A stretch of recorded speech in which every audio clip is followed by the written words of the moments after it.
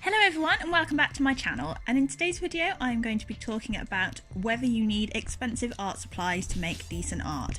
And I think this is quite a hot topic at the moment and lots of different people have lots of different opinions on it, so I thought I would add my opinions on this topic into the mix, as well as trying out some new cheap art supplies as I talk about it.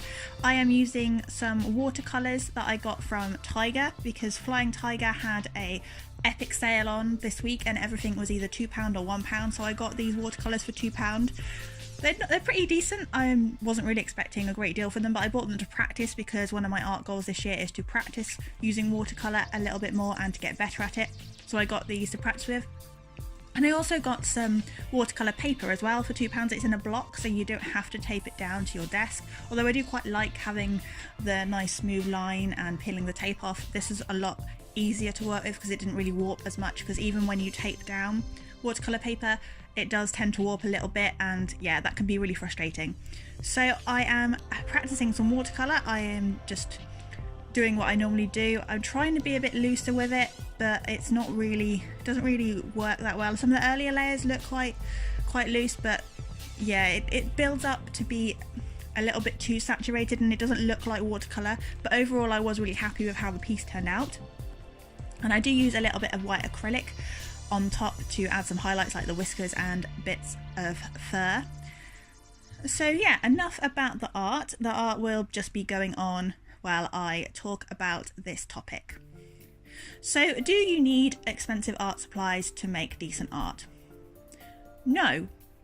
That's the end of today's video and I'll see you next Thursday. Make sure to like and subscribe. No, I'm joking.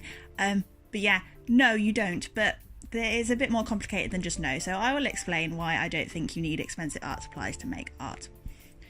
So if you buy expensive art supplies, you spend hundreds of pounds, hundreds of dollars on some really expensive markers or some really expensive pencils or paints.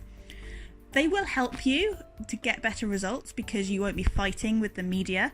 It'll be easier, but it won't improve your knowledge of drawing and colouring and anatomy and shading and how light works and all that kind of thing.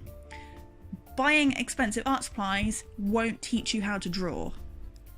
You'll just have a light fast mess on your page if you have no knowledge on how to draw.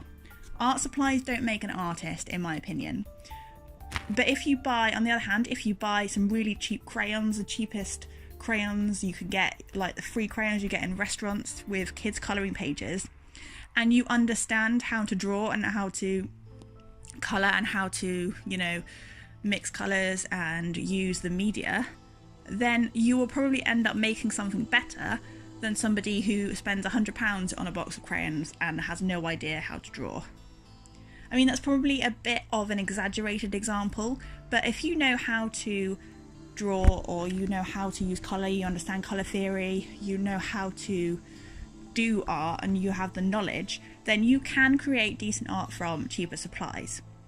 And yeah, you don't have to spend a fortune on art supplies. It's nice to have some nice art supplies, and I think you have to think about what you're wanting to do with art. So for example, I bought these cheaper watercolours because I want to practice with them. I didn't want to practice with my more expensive Winsor & Newton watercolours. I wanted to save those to make better pieces once I've improved. But yeah, art supplies don't make an artist. But if you are wanting to, for example, to sell your work, you probably can't sell your work for a very high price if you are using cheap art supplies because they are not light fast. To me, light fastness isn't such of a big issue because I think there is something quite special in a piece that will fade over time and it is quite temporary rather than a permanent piece that you're going to put in a gallery. But that's just my personal view. It doesn't really bother me because I do a lot of marker work and I know that they aren't light fast, but it doesn't really bother me too much because I always take photographs and scans and upload them so I can get prints of the work, so it's not lost. But there's something quite unique about a piece of art that doesn't last, in my opinion. But if you are selling your artwork and you want to sell it for a high price, you do need to have Lightfast materials. So that is something you should be considering if you are selling your art. But if you don't have Lightfast materials or you can't afford Lightfast materials or really expensive supplies, you can still sell your art because you can take prints of it. You don't, and some people might want the original, but you'd have to sell it for a lot less, and you need to tell the person that you are selling the artwork to that the piece isn't Lightfast.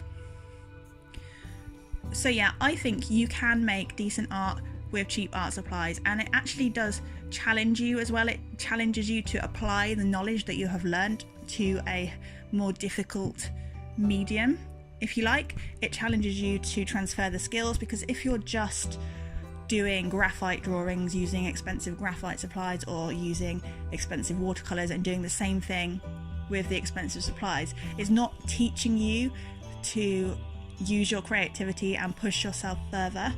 I mean, some cheap art supplies can be really, really frustrating, and they can also be a bit of a hindrance rather than a help. If you've got some really unpigmented supplies and you're just not getting any pigment down on the paper, then yeah, that can be frustrating. But you do not need to spend hundreds and hundreds of pounds on decent art supplies to be a good artist. There are plenty and plenty of decent brands out there to start off with.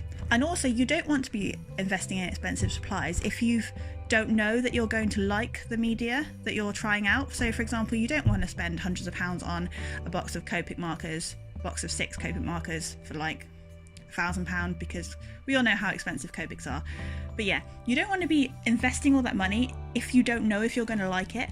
So when I started using markers, I used the Spectrum Noir markers, and I really would recommend these.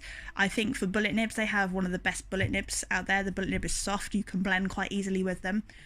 I think they are one of the best marker brands other than Copic, in my opinion. I know there are probably people who would disagree with that, but because I started with them, and I did probably one of my favourite marker pieces with those to this day. And my favourite marker pieces, I'll put a picture of it on screen, I did with the Spectrum Noir markers. Yeah, my artwork has developed since then, but you can still get some decent results. And now I've moved on to Copics. I still use the Spectrum Noir markers. I use them for, like, for example, when I did the Draw Pokemon from memory, or those kind of things when I'm not really wanting to like waste my expensive supplies, if that makes sense. And I do think though that if you are wanting to invest in expensive supplies or more decent supplies, you want to spend more money on certain things, what I think you should be investing your money in first is the paper rather than the supplies, and making sure you are using the right paper for the supplies. So for example, if you're using watercolour, it's good to get some decent watercolour paper. You want some sturdy paper that is going to hold your water. And if you're using markers, you want some decent marker paper.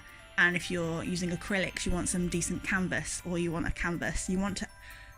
I think it's more important to spend money on that than it is the supplies, personally, because you want a good surface to work on. There's nothing more frustrating than working on something and the paper disintegrating, or you putting a hole through it, or it's bleeding too much because you're using alcohol-based markers on printer paper.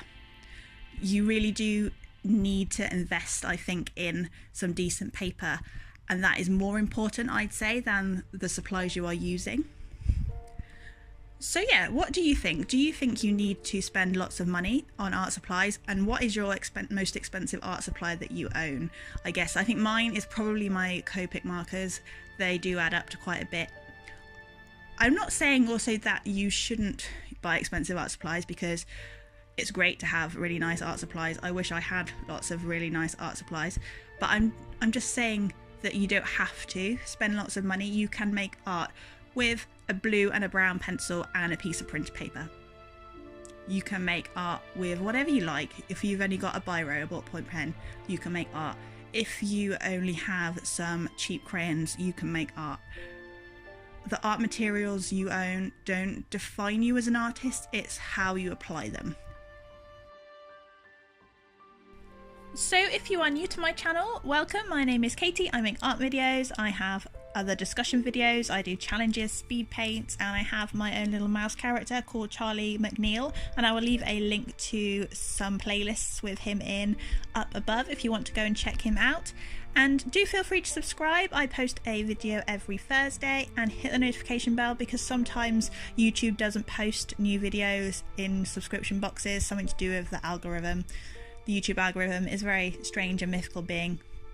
But yeah, if you like this video too, you know, emotionally, please do leave it a like down below, as that really does help me out. And do leave a comment down below with your opinion on this topic. I'd love to read what you think. I really enjoy reading comments and going through the comments and seeing what you think. And yeah, I think it makes for a good art discussion. And you can disagree with me if you want to. It's okay to disagree with someone.